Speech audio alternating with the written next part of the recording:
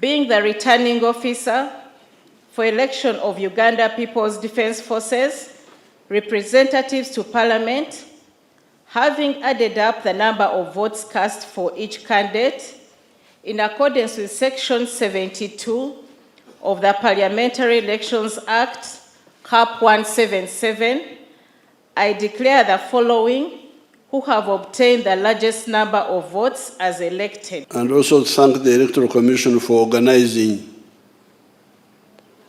this function very well.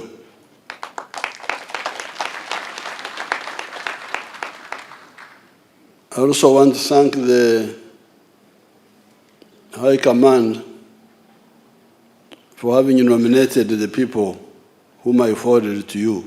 The stability we have in the country now and the solidarity which you saw in the elections